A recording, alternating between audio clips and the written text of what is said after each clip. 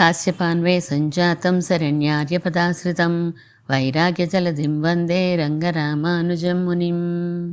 నీళాతుంగస్తనగిరితటీ సుప్తముద్బోధ్య కృష్ణం పారార్జ్యం స్వం శృతిశతశిరసిద్ధమధ్యాపయంతి స్వచిష్టాయా సృజనిగళితం యా బలాత్కృత్య భుంక్తే గోదా తస్యై నమ ఇదమిదం భూయ ఏవాస్తు భూయః. అందరికీ దాసోహం. మా ఆచార్యుల మంగళాశాసనాలతో మనం తిరుప్పావేలో 18వ పాసురాన్ని ఈరోజు చదువుకుందాం. తిరుప్పావేలో ఉందు మదగళిత్తన్ ఓడాద తోళ్వళియన్ అనేటువంటి ఈ విశేషమైన పాసురం ఈరోజు. అన్ని పాసురాలు విశేషమే, కొంచెం ఎక్కువ విశేషం ఈ పాసురం అని పెద్దలు చెప్పిన మాట. దీనిని ఎంబెరుమానార్లు ఉగందు పాట్టు అని అంటూ ఉంటారు. ఎంబెరుమానార్లుకి చాలా ఇష్టమైన పాసురం ఈ పాసురం, చాలా ఆనందించే పాసురం ఆయన దీన్ని అనుభవించేటప్పుడు అని. అంతా రామానుజుల వారికి ఆనందం కలిగించేది ఏం చెప్పబడిందండి ఈ పాసురంలో అంటే, మన లక్ష్మీదేవి ప్రస్తావన వచ్చింది. లక్ష్మీదేవి పురుషకారం గురించి ఇందులో మనం ప్రార్థిస్తున్నాము. నిన్నటి రోజున నందుడిని లేపాము, యశోదని లేపాము, కృష్ణ పరమాత్మని లేపాము, అలాగే బలరాముని కూడా నిద్రలేపాము. కానీ మనకేం ప్రయోజనం కనిపించలా, ఎవరు ఏం మాట్లాడలేదు. మాట్లాడినప్పుడు గోష్ఠి అంతా ఆలోచించుకున్నారట, ఎందువలన మనకేం సమాధానం రావట్లేదు, మనం ఎక్కడ తప్పు చేశాము అని ఆలోచించుకున్నారు. అప్పుడు వారికి తమ తప్పు తెలిసింది. శాస్త్రం ఏం చెప్తోంది, పరమాత్మని విరాట్టి ద్వారా, అమ్మ ద్వారా ఆశ్రయించాలి అని చెప్తోంది. మనం చెప్పుకున్నాం కదా, కోవెలకు వెళ్ళగానే డైరెక్ట్గా సన్నిధిలోకి వెళ్ళిపోవడం, పెరుమాళ్ సేవించేసుకోవడం కాకుండా ముందుగా అమ్మని సేవించుకుని అక్కడి నుంచి మనం పెరుమాళ దగ్గరికి వెళ్ళాలి. అది శాస్త్రం చెప్పిన క్రమం. మనం దాన్ని మర్చిపోయి, అసలు అమ్మ మాటే మర్చిపోయి మనం పెరుమాళ దగ్గరికి వెళ్ళిపోయాం అని అనుకుని వారికి గుర్తు వచ్చి, ఇప్పుడు కృష్ణ పరమాత్మ యొక్క మహిషీ జనం భార్యలందరిలోకి కూడా ఈ కృష్ణావతారంలో ముఖ్యమైనటువంటి నప్పిన పిరాటిని ప్రార్థిస్తున్నాం మనందరం ఈరోజు. ఆమె పురుషకారంతో కదా మనం కృష్ణ పరమాత్మని చేరాలి. మనం డైరెక్ట్గా పరమాత్మని చేరకూడదని ఈ విషయం గుర్తు చేయడానికే కృష్ణ పరమాత్మ ఇంకా లేచి రాలేదు అని గుర్తించారు తమ తప్పుని గుర్తించి ఈరోజు నప్పిన పిరాటి దగ్గరికి వెళ్ళి ప్రార్థిస్తున్నాం మనం. మాకు నీ భర్తతో మాకు సంశ్లేషాన్ని కలిగించవలసింది, అంటే నీ భక్త యొక్క దర్శనాన్ని మాకు, అనుగ్రహాన్ని మాకు ఇప్పించవలసింది అని చెప్పి ప్రార్థిస్తున్నారు. నువ్వు నీ భవనంలో ఉన్నాడని తెలుసు మాకు కృష్ణ పరమాత్మ. నువ్వు వచ్చి తలుపులు తీసి మాకు లోపలికి అనుమతి ఇవ్వి. మనం తలుపులు తోసుకుని వెళ్ళట్లేదు ఎక్కడ. ద్వారపాలకుల దగ్గర కూడా మమ్మల్ని మీరే పంపించండి లోపలికి అని అడిగారు ఇద్దరు పాలకుల్ని కూడా. ఈరోజు కూడా నప్పిన పిరాటి నీ గాజులు గలగలమని శబ్దం చేస్తూ ఉంటే తలుపులు తీస్తే అప్పుడు మేము లోపలికి ప్రవేశిస్తాము. మా అంతటా మేము వచ్చేంత స్వాతంత్రం మాకు లేదు, మేము ఎప్పుడూ మీ మిథునానికి పరతంత్రులమే అని గోష్ఠి అంతా మనం తెలియచేస్తూ నప్పిన పిరాటిని ప్రార్థిస్తున్నాం ఈరోజు పాసురంలో. ఈ నప్పిన పిరాటి యశోదాదేవి యొక్క అన్నగారైన కుంభుడి యొక్క కుమార్తె. ఈమెను వివాహం చేసుకోవాలంటే అచ్చగొల్లవాడై ఉండాలి అని అనుకున్నాడట కుంభుడు. స్వయంవరం పెట్టాడు. 7 మదించినటువంటి వృషభాల్ని, ఎద్దుల్ని పెట్టాడు. ఆ 7 ముక్కుతాడు వెయ్యాలి, లేదా సంహరించిన వాడికే మా అమ్మాయిని ఇస్తాను, నప్పిన పిరాటిని ఇస్తాను అని చెప్పి అనౌన్స్ చేశాడట. నప్పిన పిరాటి చాలా సౌందర్యవంతురాలు. స్వామికి అనేక మంది భార్యలు ఉంటారు. ఆ భార్యల్లో శ్రీదేవి, భూదేవి, నీలాదేవి, గోదాదేవి అని చెప్పుకుంటాం. నీలాదేవే నప్పిన పిరాటిగా చెప్పబడుతూ ఉంటుంది. ఈమె యొక్క సౌందర్యం అసమానమైనటువంటి సౌందర్యం. లక్ష్మీదేవి కళ్యాణ గుణాలన్నిటికీ ప్రసిద్ధి అయినప్పటికీ భూదేవి క్షమాగుణానికి మనం ప్రతీకగా చెప్పుకుంటాం. అలాగే సౌందర్యానికి ప్రతీకగా నీలాదేవి చెప్పబడుతూ ఉంటుంది, నప్పిన పిరాటి చెప్పబడుతూ ఉంటుంది. ఈ నప్పిన పిరాటిని ఇందులో మనం ప్రార్థిస్తూ ఉన్నాం. ఎవరైనా తప్పులు చేసిన వాళ్ళు కనిపించారనుకోండి, జీవులు తప్పులు చేయకుండా ఉండం కదా ఈ ప్రకృతిలో ఉన్నప్పుడు. తప్పులు చేసి భగవంతుని దగ్గరికి ఎదురుగుండా వెళ్ళినప్పుడు స్వామి అనుకుంటాడట, చూసారా తప్పులు చేసి ఎలా వచ్చి నా పక్కన నుంచున్నాడో, నా ఎదురుగుండా నుంచున్నాడో, ఇంకా రక్షించమని అడుగుతున్నాడు చూడండి, ఏం చెయ్యాలి అసలు వీడిని అన్నట్టుగా శ్రీదేవి వంక చూస్తారట. అంటే ఆవంటుందంట, నువ్వు దయాగుణం కలిగిన వాడివే కదా అని అంటుందట. వెంటనే మొహం తిప్పేసి భూదేవి వైపు చూస్తాడట. అయ్యో నీకు క్షమాగుణం కూడా ఉందయ్యా అని ఆమె అంటుందంట. నప్పిన పిరాటి వైపు చూస్తాడట స్వామి. ఆమె సౌందర్యంతో అందమంతా కనిపించేలాగా ఒక్కసారి ఒక చిరునవ్వు నవ్వుతుందట. ఇంకంతా ఆ జీవుడు రక్షించబడతాడు అని వేదాంత దేశకులు చెప్తారు. అంటే ఒక్కొక్కరు తమ యొక్క సౌందర్యంతో ఒకళ్ళు మనల్ని అనుగ్రహింపచేస్తారు, పరమాత్మ మనసు మార్చి మనల్ని అనుగ్రహింపచేస్తారు. తమ వచనాలతో కొంతమంది చేస్తూ ఉంటారు. చూపులతోటే అమ్మలు చూపులతోటే స్వామిని వశపరుచుకొని మనల్ని రక్షింపచేస్తూ ఉంటారు.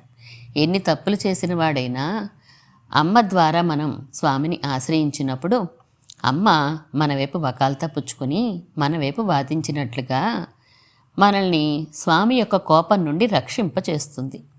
ఇన్ని దోషాలున్నాయి, డైరెక్ట్గా వెళ్ళిపోకురా బాబు, నువ్వు నా దగ్గరికి రా, నేను మూడు చూసుకుని ఆయన సమయం చూసుకుని ఆయనకి ఎలా చెప్పాలో అలా చెప్తాను అని మనకి శాస్త్రం చెప్తోంది. అమ్మ ద్వారా వెళ్ళండి అని చెప్పి ఆ విషయాన్ని మర్చిపోయి మనం ముందుకు వెళ్ళిపోయాం.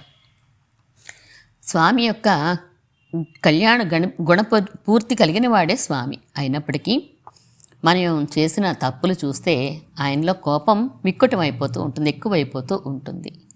అలాంటి సమయంలో మనం వెళ్తే ఆయన యొక్క ఆగ్రహానికి గురవుతాం.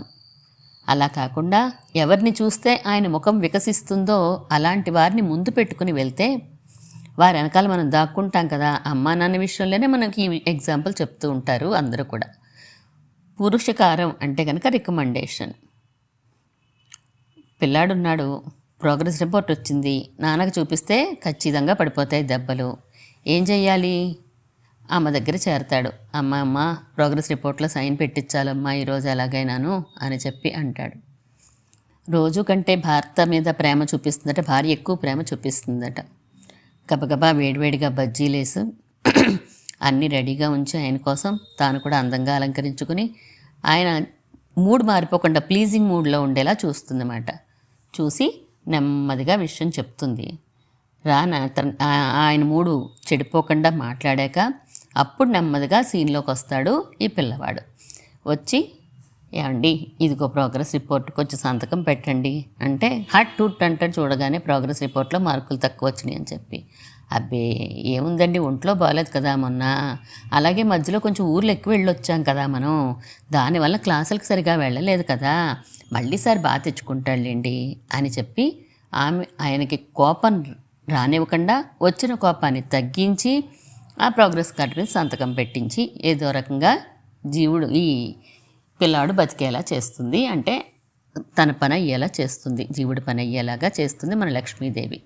దీనినే పురుషకారము అని అంటారు సంప్రదాయంలో. పురుషనోతి ఇది పురుష. ఏదైతే కోపం వచ్చి కళ్యాణ గుణాలు వెనక్కి పడిపోయినాయో ఆ గుణాలు కూడా బయటికి తీసుకొచ్చి ప్రకాశించేలా చేస్తుంది. అంటే దయ మొదలైన గుణాలు మన మీద పడేలా చేస్తుంది. ఆయనలో కళ్యాణ గుణాలు పక్కకు వెళ్ళడం వల్ల కొన్ని గుణాలు తగ్గిన వాడయ్యాడు ఆయన. ఆ తగ్గిన గుణాలు తగ్గకుండా పరిపూర్ణమైన పురుషుడిగా ఉండేలా చేస్తుంది ఈమె పురుషకారం. అంటే అదే ఈ పురుషకార బలం మనకుంటే మనకి దోషాలు అనుకోకుండా చేసినప్పటికీ కూడా మనం రక్షించబడతాం. అంటే కావాలని చేసేసి అమ్మ రక్షించు అంటే ఆమె మాత్రం ఊరుకుంటుందా? ఊరుకోదు కదా. పొరపాటున జరిగిన వాటినైనా రక్షింపచేస్తుంది. స్వామి యొక్క అనుగ్రహం మన మీద ఉండేలా చేస్తుంది మన అమ్మ. అలాంటి పురుషకారం కోసం నీలాదేవి ముంగిట్లోకి వెళ్తున్నారు ఈరోజు గోష్ఠి అందరూ కూడాను. వెళ్ళి నందుని సంబంధంతో పిలుస్తారు. ముందు నందుని కోడల అని పిలుస్తూ నందునికి కొన్ని విశేషణాలు వేస్తారు. ఆ తర్వాత ఆమె యొక్క సౌందర్యాన్ని కీర్తిస్తారు. ప్రభాతికి గుర్తులు చెప్తారు. తెల్లవారింది ఇంకా లేవలేదమ్మా అని చెప్పి గుర్తులు కూడా చెప్తారు. చెప్పి నీ శబ్దించేటువంటి గాజులతోటి నువ్వు బయటికి రా, మేమందరం బయట నుంచుని నీ భర్త యొక్క నామాల్ని మేము కీర్తిస్తున్నాము. నువ్వు శబ్దించే గాజులతో తలుపులు తీసి మమ్మల్ని నీ లోపల ఉన్నటువంటి నీ భర్తతో మమ్మల్ని చేర్చవలసింది అని అడుగుతున్నారు ఈరోజు గోష్ఠి అందరూ కూడా నప్పిన పిరాటిని. పాసురాన్ని అనుసంధానం చేసుకుందాం. உந்து மதகளித்தன் ஓடாத தோள்வலியன் நந்தகோபாலன் மருமகளே நப்பின்னாய் கந்தங்கமழங்குழலி கடத்திரவாய் வந்து எங்கொங் கோழி அழைத்தனகான் மாதவி பந்தல் மேல் பல்கால் குயிலினங்கள் கூவினகான் பந்தார் விரலி உண்மை துணன் பேர்பாடா செந்தாமரை கையால் சீரார் வளையலிப்பா வந்து திருவாய் மகிழ்ந்தேலோரெம்பாவாய். నందగోపాలన్ మరుమగళే నప్పిన్నాయ్. నందగోపాలుడి యొక్క కోడలా అని పిలిచారట. ఈమె పలకలేదట. ఎందుకని పలకలేదు? ఈవిడ అనుకుంటోందట, ఈ రేపల్లలో నందుడి కోడలు కానివారెవరున్నారు అసలు అని అనుకుందట ఈమె. అంటే అక్కడ ఉన్న వాళ్ళందరూ కృష్ణ పరమాత్మ అంటే ఇష్టపడేవారే కదా, అలా అనుకుని నన్ను కాదులే అని అనుకున్నదట ఈమె. చమత్కారంగా అంటారు వ్యాఖ్యానంలో. నా పిన్నాయ్ అప్పుడు పిలిచారట, మేం పిలుస్తోంది నిన్నే తల్లి, నల్ పిన్నయ్ అని చెప్పి, మంచి చిన్నదానా అని పదానికి అర్థం. నా పిన్నాయ్ అనగానే అమ్మ నన్నే పిలిచారులే అని చెప్పి అప్పుడు బయటికి వస్తుందట ఈమె. నందుడు కోడలా అన్నారు. నందుడు ఎటువంటి వాడో ముందు లైన్లో చెప్తున్నారు. ఉందు మదగళిత్తన్ ఓడాద తోల్వలియన్. ఈయన దగ్గర మదాన్ని శ్రమించే ఏనుగులు ఉన్నాయట. అలాగే ఏనుగులను కూడా అదుపులో పెట్టగల సామర్థ్యం కలిగి ఉన్నట్ట ఈయన. ఎదురులేనటువంటి భుజబలం కూడా కలిగి ఉన్నాడు నందుడు అన్నారు. ఎవరిచ్చారండి ఈ ఏనుగులు అంటే, వసుదేవుడితో ఫ్రెండ్షిప్ ఉంది కదా, ఏనుగు ఇచ్చాడు వసుదేవుడు. ఎటువంటి ఏనుగు ఇచ్చాడు అంటే, శ్రీకృష్ణ పరమాత్మ అని ఏనుగుని ఇచ్చాడు. పరమాత్మకి ఏనుగుకి చాలా పోలికలు చెప్తూ ఉంటారు కదా పెద్దలు. అలాంటి కృష్ణ పరమాత్మ అనే ఏనుగును వసుదేవుడు ఇచ్చాడు నందుడికి. కంసుడు ఉన్నటువంటి మధురానగరము, ఈ రేపల్లె నందుడు ఉన్నటువంటి రేపల్లె చాలా దగ్గరగా ఉంటాయి. మధ్యలో కేవలం యమున ప్రవహిస్తూ ఉంటుంది అంతే. వసుదేవుడికి దేవకీదేవికి వివాహమైన వెంటనే చెప్పింది ఆకాశవాణి, నువ్వు 12 సంవత్సరాల తర్వాత 8వ గర్భంలో నువ్వు చనిపోతావు అని చెప్పింది. 12 సంవత్సరాల టైం పీరియడ్ ఉన్నప్పుడు తెలివైన వాడు ఏం చేస్తాడు, తెలివి తక్కువ వాడు ఏం చేస్తాడు అంటే, పరీక్షితుని మనం తెలివైన వాడి కింద తీసుకుంటే, కానీ 7 రోజులు ఉన్నాయి నాకు అని తెలిసింది. మోక్ష మార్గం ఏదో నేను తెలుసుకోవాలి అని అనుకున్నాడు. మంచి స్థానానికి వెళ్ళాలి అని అనుకున్నాడు. హరికథా శ్రవణంతో, భాగవత శ్రవణంతో ఆయన తన జీవితానికి ఉత్తమ గతిని చేర్చుకున్నాడు ఆయన. కంసుడికి తెలిసింది 12 సంవత్సరాలు ఏకంగా బోల్ టైం ఉంది దీనికి. అయినా కూడా ఎప్పుడు ఆ కృష్ణుని చంపేద్దామని అనుకున్నాడే తప్ప తన మనసు మార్చుకుంటే ఈ ఇబ్బంది లేదు కదా అని అనుకోలేదు ఆయన పాపాల కారణంగా. మరి అంతమంది రాక్షసుల్ని పంపించాడు, రేపల్లిలోకి పంపించాడు. చిన్నపిల్లవాడిగా ఉన్నప్పటి నుంచి కూడా అందరూ చనిపోతూనే వచ్చారు. ఇంతమందిని పంపించే బదులు తను కూడా పరాక్రమవంతుడే కదా, ఒక్కసారి వెళ్ళి ఆ కృష్ణ పరమాత్మని సంహరించేసి వచ్చేస్తే అయిపోద్ది కదా. నందుడు బలం చూసి భయం. నందుడి యొక్క భుజబలం అంటే చాలా భయం కంసుడికి. కాబట్టే కన్నెత్తి చూడలేదు. మేము నీకు కప్పం కడుతున్నాం, తీసుకో, దట్స్ ఆల్, అంతే, మా జోలికి రావడానికి వీల్లేదు అన్నట్లుగా ఉంటాట నందుడు. అంతేకాకుండా ఈ గోపాలులందరూ కూడా చాలా బలం కలిగిన వారట. మనకి మహాభారతంలో కూడా ఈ గోపాలులు కృష్ణుడి యొక్క సైన్యం అంతా ఒకవైపు, కృష్ణుడు ఒక్కడు ఒకవైపు నిలబడతాడు కదా. అర్జునుడేమో కృష్ణుడే కావాలి అంటాడు. నారాయణ సేన అని అంటారు కృష్ణుడి యొక్క సేనంతటిని కూడా. వాళ్ళ యొక్క సేన బలం చాలా ఎక్కువగా ఉంటుందన్నమాట. అందుకే దుర్యోధనుడు ఆ సేన కావాలి అని కోరుకున్నాడు. అలాంటి గొప్ప భుజబలం కలిగినటువంటి నందగోపాలుడి యొక్క కోడల నప్పిన్న అని పిలిచారు. కందంక మజంకుజలి కడైతిరవాయ్. ఆమెను కీర్తిస్తున్నారు. మనిషిని ఎవరినైనా కూడా మనం కీర్తించే కదా మన వశంలోకి తెచ్చుకుంటాం.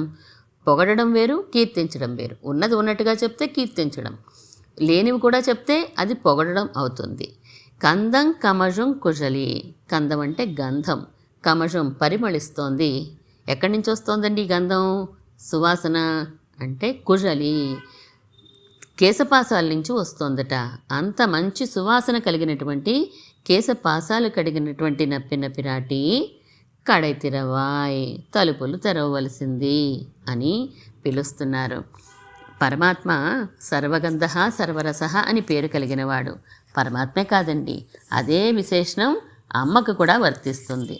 ఆ అమ్మ కూడా సర్వగంధ సర్వరస అని పేరున్నటువంటి ఈమె కూడాను. పరమాత్మతో సమానమైనటువంటి వయసు, సమానమైనటువంటి సౌందర్యము, సమానమైనటువంటి గుణాలు అన్నీ కలిగినటువంటి ఆమె మన నప్పిన పిరాటి. సుగంధం బయటికి వచ్చేస్తోంది, లోపల ఆగట్లా, గదిలో తలుపులు వేసేసి ఉన్నాయి కదా, అయినా కూడా సుగంధం బయటికి వస్తోంది. అంటే నువ్వు లోపల ఉన్నావని మాకు తెలుస్తూ ఉంటుంది. మనకి ఏదో ఫాగ్ సంథింగ్ స్ప్రే అడ్వర్టైజ్మెంట్ వస్తూ ఉంటుంది, అన్నీ వెళ్ళిపోయాయి, ఇది మాత్రం వెళ్ళలేదు అని అంటూ ఉంటారు. అంటే ఎంత గాలి వచ్చి ఎంత బీభత్సం జరిగిపోయినా వాళ్ళ సెంటు పరిమళం మాత్రం, వాళ్ళ పర్ఫ్యూమ్ మాత్రం పోలేదు అన్నట్లుగా. ఇక్కడ నువ్వు లోపల ఉన్నావని మాకు ఎలా తెలిసిందని అనుకుంటున్నావా? ఈ భవనంలోనే ఉన్నావని. అంటే నీ పరిమళం మాకు ఇక్కడ దాకా వస్తోంది. బాడీ స్ప్రేని బట్టి ఒక సినిమాలో గుర్తుపట్టేస్తారు ఆ విలన్ ఎవరో అనేది. ఆ కార్లో స్ప్రే వాసన వస్తుంది, ఓ పలానా వాడే ఇందులో విషం కలిపాడు అనే విషయం తెలిసిపోతుంది. అలా నువ్వు వాడే స్ప్రేని బట్టి మాకు తెలిసిపోయిందమ్మా. నీ స్ప్రే వాడాల్సిన శరీరం కాదు కదా పిరాటిది. సహజంగానే ఆమె తిరుమేని నుండి, ఆమె యొక్క కేశపాశాల నుండి ఎప్పుడూ పరిమళించేటువంటి దివ్య దేహం కలిగినటువంటి వారు అమ్మ స్వామి ఇద్దరు కూడాను. అలా నీ పరిమళం వలన మేము నిన్ను గుర్తించాము. కడై తెరవాయ్, మాకు తలుపులు తీయవలసింది. నువ్వు స్వామి లోపల ఉన్నారు, మాకు తలుపులు తీయండి.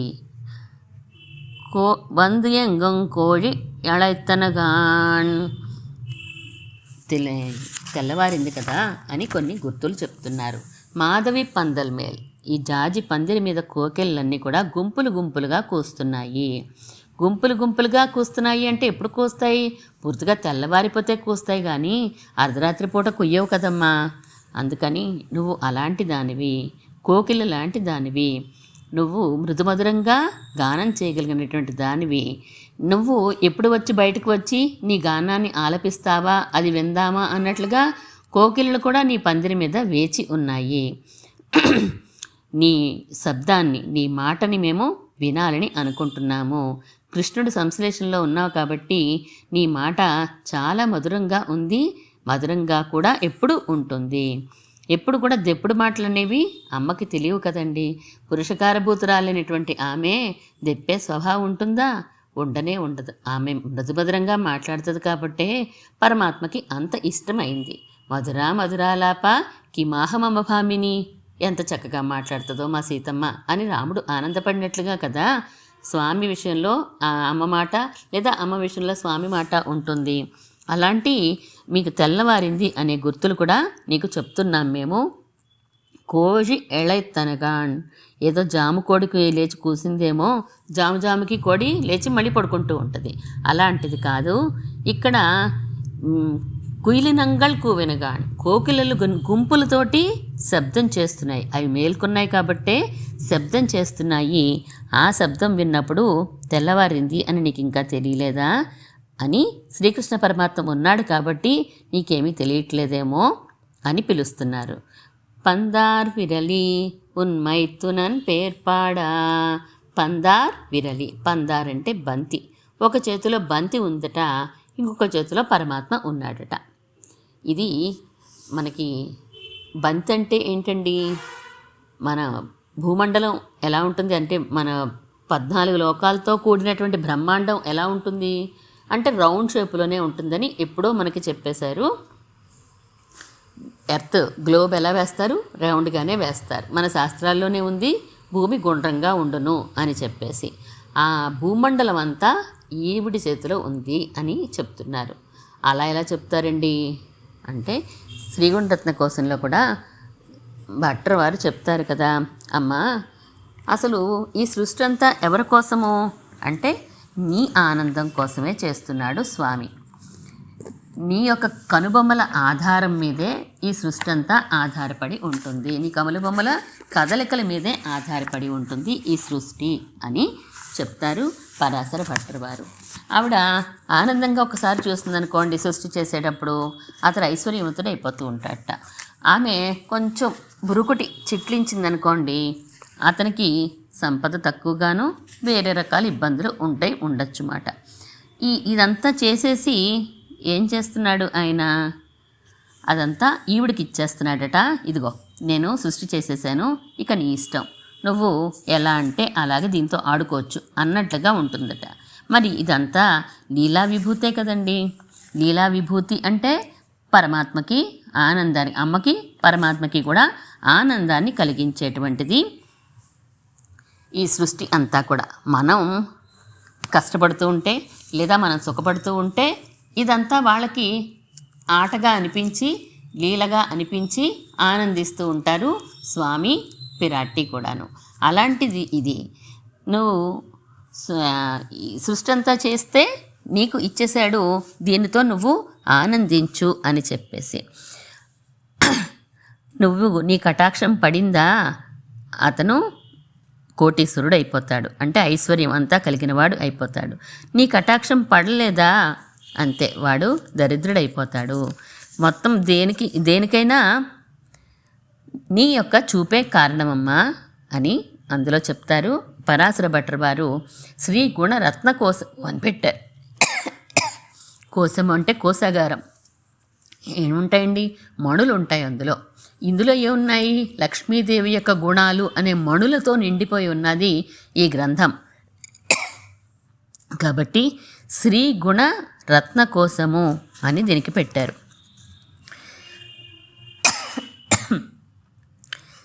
నీ ప్రియుడున్నాడే స్వామి తల్లి, మాకు హితం చెయ్యాలి అని నువ్వు అనుకున్నా కూడా ఒక్కొక్కసారి మా దోషాలను చూసి కోపగించుకుంటూ ఉంటాడు.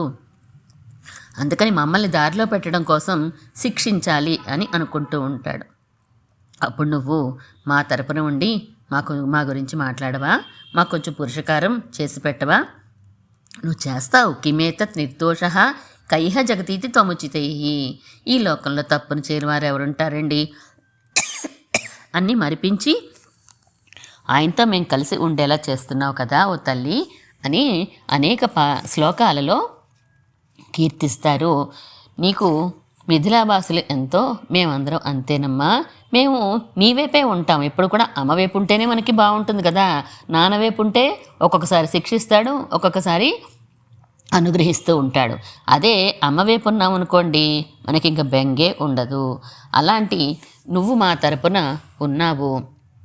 ఇంక నువ్వు లేచి మమ్మల్ని అనుగ్రహించవలసింది తెల్లవారిందని గుర్తుగా మేము చెప్తున్నాము. ఈ లీలాగా చేతులను బంతి పట్టుకున్నావు అంటే వీళ్ళు ఎక్కడి నుంచో చూసేశారని అర్థం కాదండి. ఆమె యొక్క స్వభావం ఏంటి అంటే నిన్న చెప్పుకున్నాం. నందగోపుడున్నాడు, మధ్యలో యశోద ఉంది, ఒక పక్కన కృష్ణుడు ఉన్నాడు. అలాగే అమ్మ ఉంది అంటే ఒక పక్కన జీవులు ఉంటారు, ఒక పక్కన పరమాత్మ ఉంటాడు. అందుకనే ఒక చేతిలో జీవుల్ని పట్టుకున్నావమ్మా. బంతి అంటే జీవులందరికీ ప్రతీకగా చెప్తున్నారు. ఒక చేతిలో నీ స్వామితో ఉన్నావు నువ్వు.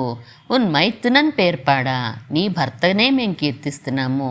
ఇన్నాళ్ళు కూడా వచ్చింది కదండి ఉత్తమన్ పేర్పాడి అని చెప్పేసి, మాయనే పేర్పాడి, ఇలా అన్నీ పరమాత్మ యొక్క నామాలే మేము పాడుతూ వచ్చాము.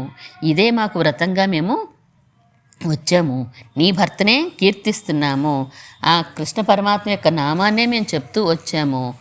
సరే, ఇప్పుడు నన్ను ఏం చేయమంటారు మీరు అంటే, செந்தாமரை கையால் சீரார் వళయలిప్ప వంద తిరవాయ్. వచ్చి తలుపులు తెరు. ఎలా రావాలి? తామరై కయ్యాల్, ఎర్రనైనటువంటి తామరల వంటి చేతులు కలిగినటువంటి, అలాగే గాజులు వేసుకుని శబ్దించేటువంటి గాజులు కలిగిన చేతులతోటి నువ్వు వచ్చి ఈ తలుపుని తెరవవలసింది అని కీర్తిస్తున్నారు నప్పిన పిరాటిని. ఎలా రావాలో కూడా వీళ్ళే చెప్తున్నారు. గాజులు శబ్దం అయ్యేలాగా రావాలట. గాజులు అంటే తామరెక్కయ్యాలన్నారు. తామరల వంటి చేతులండి. అంత సుకుమారమైనటువంటి కదా తామరలు అంటే, చాలా సుకుమారానికి పరిమళానికి చెప్పుకుంటూ ఉంటాం. అలాంటి చేతులండి ఇవి. మాకు నీ యొక్క కరస్పర్శే మాకు కావాలి, నీ యొక్క మాటలే మాకు కావాలి, నీ యొక్క రూపమే మేము చూడాలి అని అనుకుంటున్నాము అని ఈరోజు పాసురంలో చెప్తూ, మేము విరహ వ్యధతోటి ఉన్నాము, శ్రీకృష్ణుడి యొక్క విరహ వ్యధతో ఉన్నాము, నీ దర్శనం మాకు చాలా సాంత్వనని కలిగిస్తుంది, గాజులు చప్పుడు వచ్చేలాగా గలగలమని చప్పుడు వచ్చేలా వచ్చి తలుపు తీయి అని అడుగుతున్నారు. మనకి విశేషార్థంలో మంత్రాల గురించి ఆ మంత్రార్థం తెలిసేలాగా రావమ్మా అని అంటారు. ఇక్కడ నీ గలగల శబ్దానికైనా పోని గాజుల శబ్దానికైనా కృష్ణ పరమాత్మ లెగుస్తాడేమో చూద్దాము, అప్పుడు మాకు ఆనందం కలుగుతుంది కదా, ఆయన లేచి వస్తే, ఆయన మెలకు వస్తే ఆయనకి, అందుకని నువ్వు లేచి వచ్చి తలుపు తెరువు అని చెప్తున్నారు. నువ్వు లేచి వచ్చి తలుపు తెరిస్తే 4 అడుగులేసి వచ్చావనుకో, మేము నీ గమన సౌందర్యాన్ని చూస్తాం. నిన్ను చూస్తే, నీ గమన సౌందర్యాన్ని చూస్తే మాకు మగిழிందు ఎంతో ఆనందం కలుగుతుంది. అందుకని ఇంతమంది భాగవతోత్తములు వచ్చారు, ఏమి నా భాగ్యము అని అనుకుంటూ సంతోషంతో వచ్చి అబ్బా వచ్చారు, నిద్ర చెడగొట్టారు వీళ్ళందరూ అని అనుకుంటూ రాకే, మా మీద నీకెంత ఆదరం ఉందో నీ ముఖంలో మాకు కనిపించాలి. ఆ ధ్వనితోటి, ఆ గలగలమనే ధ్వని మా చెవుల్లో పడాలి. పేరు పాడుతూ వచ్చాం కదా, మా నాలుకకు ఉండేటువంటి ఉపవాసం అంతా తీరిపోవాలి, మా కడుపు నిండిపోవాలి, త్వగీంద్రియంనకు కడుపు నిండిపోవాలి. అంటే కయ్యాల్, నీ చేతులతో స్పర్శ మమ్మల్ని ఒకసారి ఆ గడిని పట్టుకో చాలు, మేము ఇటువైపు గడి తలుపు పట్టుకున్నాం, నువ్వు అటువైపు తలుపు పట్టుకుని తీసావనుకో, ఆ స్పర్శ మాకు చాలు, మా పంచేంద్రియాలకి ఉండేటువంటి ఆర్తంతా తీరిపోవాలి ఈరోజు నీ వలన అని అడుగుతున్నారు. కందం కమజం అన్నారు. అంటే పరిమళం చెప్పారు కదా ఇందాక, పరిమళం ఇస్తూ ఉండాలని, ఆ పరిమళంతో ముక్కుకుండేటువంటి ఉపవాసం తీరిపోవాలి. ఇలా పంచేంద్రియాలకి ఉండే ఉపవాసం ఈరోజు తీరిపోయేలాగా నువ్వు బయటకు వచ్చి ఈ తలుపుల్ని తీస్తే మాకు చాలా ఆనందం కలుగుతుందమ్మా. మగిజెందు, నువ్వు ఆనందంగా రా, మమ్మల్ని మంది ఇంతమంది వచ్చారు కదా అని నువ్వు ఆనందంగా రా. అలాగే ఇంతమంది రావడం నా భాగ్యం అనుకుంటూ నువ్వు ఆనందిస్తురా. నీ ముంగిట్లో నుంచోవడం ఆనందమని, నిన్ను సేవించడం, నీ పరిమళాన్ని ఆఘ్రాణించడము, నీ మాటలు వినడము, ఇవన్నీ మాకు ఉపాధేయములు అని మేము ఆనందిస్తూ ఉంటాం బయట అని ఈరోజు పాసురంలో నప్పిన పిరాటిని పురుషకారం చేయవలసింది, మాకు స్వామితోటి స్వామి యొక్క అనుగ్రహం మా మీద పడేలా చేయవలసింది అని అంటున్నారు.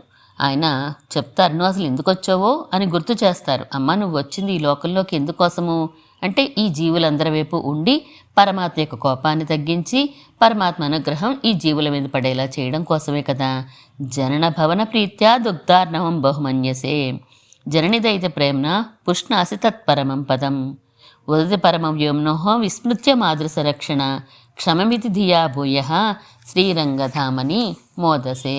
ఓ లక్ష్మీదేవి, ఆ పాల సముద్రం మీద ప్రేమతోటి నువ్వు ఉండాలి, కానీ ఏం చేసావు నువ్వు, పాలకడల వైపు అసలు ఎప్పుడు వెళ్ళవు, ఎప్పుడూ నీ మెట్టినింటి వారంటేనే ఇష్టం కాబట్టి ఆ స్వామి యొక్క వక్షస్థలంలోనే చేరిపోయి ఉంటావు. అసలు ఎప్పుడు విడిచిపెట్టదు అమ్మ. వక్షస్థలం ఎందుకు విడిచిపెట్టదు అంటే, జీవులు ఎప్పుడు వచ్చి ఆశ్రయించినప్పటికీ కూడా నేను స్వామి దగ్గరే ఉండాలి. నేను ఎప్పుడైనా బయటికి వెళ్ళాననుకోండి, అప్పుడు జీవుడు వచ్చాడనుకో, ఆ పాపాలు చూసి స్వామి శిక్షించేస్తాడేమో, అయ్యో అందరూ రక్షించబడాలి అంటే నేను ఆ వక్షస్థలాన్ని విడిచిపెట్టకూడదు అని చెప్పి మాలాంటి దీనిని రక్షించడం కోసమే కదా నువ్వు నాకు ఇదే అనువైన స్థానము అని నేను వక్షస్థలంలో చేరిపోయి ఉన్నావు. శ్రీరంగంలో ఎంతో ప్రేమతో ఉన్నావు అంటే మా మీద ఉన్నటువంటి జాలితోటే. కాబట్టి పరమాత్మ సాధు పరిత్రాణం కోసం వస్తూ ఉంటాడు, కానీ నువ్వెందుకు వస్తూ ఉంటావు, చేతల యొక్క దీనస్థితిని చూసి నువ్వు వచ్చి మమ్మల్ని రక్షించాలి అని చెప్పి కంకణం కట్టుకున్నట్టుగా వస్తూ ఉంటావు. నువ్వు నీ యొక్క ఎర్రనైన తామరల చేతులతోటి, అంటే సౌందర్యము, సౌకుమార్యము, సౌగంధ్యము ఇలా ఇవన్నీ ఉన్నటువంటి ఆ చేతులతోటి ఒక్కసారి తలుపు తీసి మమ్మల్ని లోపలికి ప్రవేశింప చెయ్యి, మీ స్వామి దగ్గరికి మేము వెళ్తాము అని అన్నారట. అంటే పరమాత్మతో చేర్చవలసింది అని అడిగారు. ఈ పాసురం ఉడేవర్లకు ప్రియమైంది అని చెప్పుకున్నాం కదా. రోజు తిరుప్పావై జీయర్ కదండి ఈయన పేరు, ఈయన బిరుదు. ఈ బిరుదు ఈ పాసురం వల్లనే వచ్చింది. తిరుప్పావై అంటే చాలా ఇష్టం మన ఉడేవర్లకి. ఎంబెరుమానార్లు భిక్షాటనకి వెళ్ళినప్పుడు ప్రతిరోజు ఇదే అనుసంధానం చేసుకుంటూ వెళ్ళేవారట. ఒకరోజు ఉత్తర వీధిలో వెళ్తూ ఉంటే మన పెరినంబి గారి ఇల్లు వచ్చింది. ఆ ఇల్లు వచ్చేసరికి ఈ పాసురం అనుసంధానం అవుతోందట. మామూలుగా ఆవిడ భిక్ష వేద్దామని తలుపు తీస్తూ వచ్చింది, గలగలమని శబ్దం చేసుకుంటూ. పెరినంబి గారి కుమార్తె అత్తుజాయమ్మ గారు తలుపులు శబ్దం అదే గాజులు శబ్దం అవుతుంటే తలుపులు తీసింది ఏమి. ఈ పాసుర భావం అనుసంధానంలో ఉన్నారు కదా ఆచార్యులు రామానుజులు. స్వయంగా నీలాదేవే వచ్చి తీసింది అని ఆ గలగల శబ్దం విని ఎదురుగుండా ఉన్నది నీలాదేవే అని భావించి ఆ అమ్మాయికి దండం పెట్టేశారట. దాసోహం పెట్టేగానే అమ్మాయి కంగారు పడిపోయి నాన్నగారి దగ్గరికి వెళ్ళి, నాన్నగారు ఇలా చేశారండి రామానుజులు అన్నాను. నువ్వు ఉందు మదగలితని పాసురం అవుతోంది అప్పుడు అనుసంధానం అని అన్నారట ఆయన. అవునండి అన్నారు. అంతే, నిన్ను నీలాదేవిగా భావించుకుని ఆ భావంతో చదువుతారు కదా పెద్దలు. మనమంటే పదాలకు అర్థాలు తెలియవు, ఎక్కడ పదాన్ని విడగొట్టాలో తెలియదు మనకి, చదువుకుంటూ వెళ్ళిపోతూ ఉంటాం. మహానుభావులైనటువంటి వారు అర్థానుసంధానంతో ఉండడం వలన వాళ్ళు ఆ లోకంలో విహరిస్తూ ఉంటారంటే అదే భావంలో నడుస్తూ ఉంటుంది వాళ్ళ మనసు కూడా ఎప్పుడును. అది ఆ నప్పిన పిరాటే వచ్చిందని భావించి తలుపు తీయడం వలన నప్పిన పిరాటకి దాసోహం పెట్టారు ఆయన, నువ్వు కంగారు పడకు అని చెప్పి అప్పుడు రామానుజుల వారికి తిరుప్పావే జీయర్ మీరు అని చెప్పి బిరుదుని ఇస్తారు వారి ఆచార్యులు. ఇలా నప్పిన పిరాటి యొక్క పురుషకారం కోసం వచ్చి ఈరోజు ఆమె పురుషకారాన్ని పొందాము మనందరం కూడాను.